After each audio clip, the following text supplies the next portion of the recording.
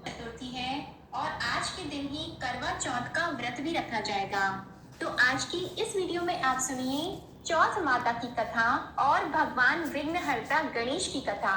माना जाता है कि चौथ माता का व्रत और कथा के साथ भगवान गणेश की कथा सुनने से व्रत का पूर्ण फल प्राप्त होता है। पौराणिक कथा के अनुसार एक गांव में एक सेठ सेठानी थे।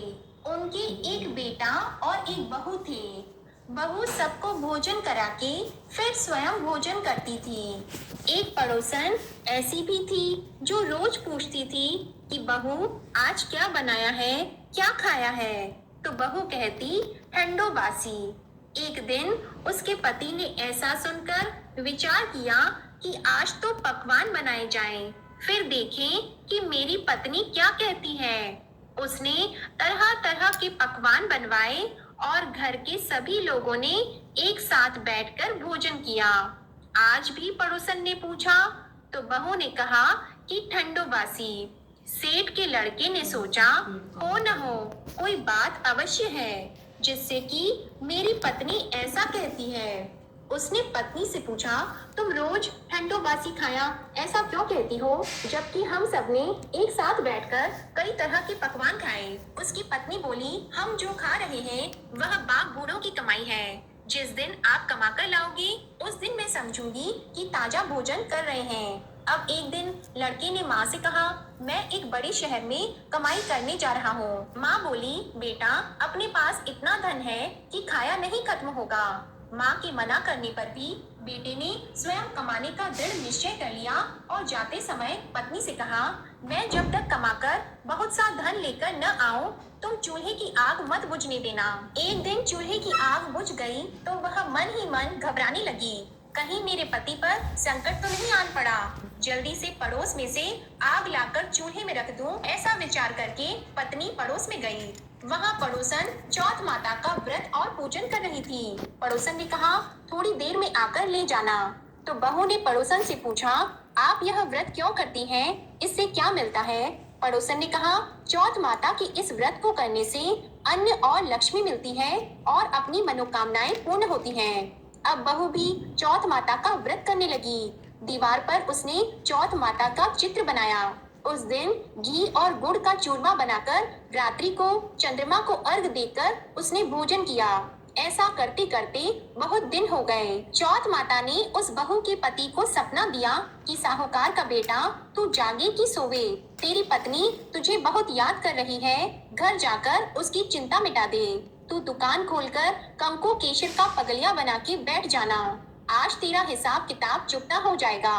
अब तो चौथ माता ने जैसा कहा था वैसा ही हुआ। उसने घर जाने की तैयारी की और गाड़ी भर के धन दौलत लेकर चल दिया। रास्ते में एक बड़ा सा काला नाग फन फैलाए बैठा था और कहने लगा आज तो मैं तुझे डसूंगा, छोड़ूंगा नहीं, आज तेरी आयु पूरी हो गई है। सेठ के लड़के ने कहा आज चौथ माता ने मुझे सपना दिया तो मैं पत्नी से मिलने घर जा रहा हूँ। वहाँ मेरी पत्नी बहुत चिंता कर रही है, मैं उससे मिलकर जरूर आऊंगा, तब तुम मुझे डस लेना। नाग ने कहा तुम शपथ पूर्वक कहकर जाओ तो मैं तुम्हें जाने दूंगा, परंतु लौट कर नहीं आए तो तुम्हारे घर आकर मैं तुम्हें डस लूंगा। इस प्रकार सांप को वचन देकर वह घर पहुंचा। वहां सभी से हंसी खुशी से मिला और भोजन करने उदास होकर बैठ गया। उसकी पत्नी ने उदास होने का कारण पूछा तो पति ने काले नाग वाली बात बताते हुए कहा कि यदि मैं उसके पास नहीं जाऊंगा तो वह घर आकर ही मुझे डस लेगा। पत्नी बहुत चतुर थी, उसने कहा कि आप घबराओ नहीं, लेट जाओ, मैं एक उपाय करती हूँ। पत्नी ने कमरे की 7 पेड़ी धोई।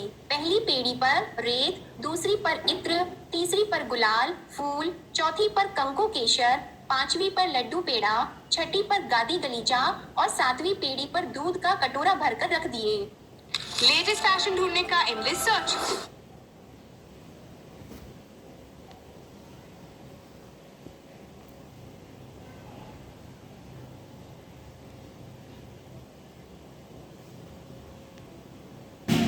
बैठ गई। आधी रात होते ही नाग आकर पेड़ी चढ़ने लगा।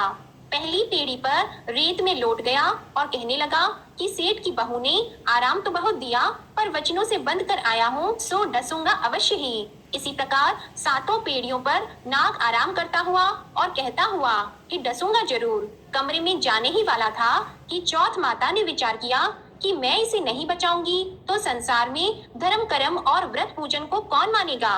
अब तो गणेश जी, चंद्रमा जी और चौथ माता ने उसे बचाने का विचार किया। चंद्रमा जी ने उजाला किया, चौथ माता ढाल बनी और गणेश जी ने तलवार लेकर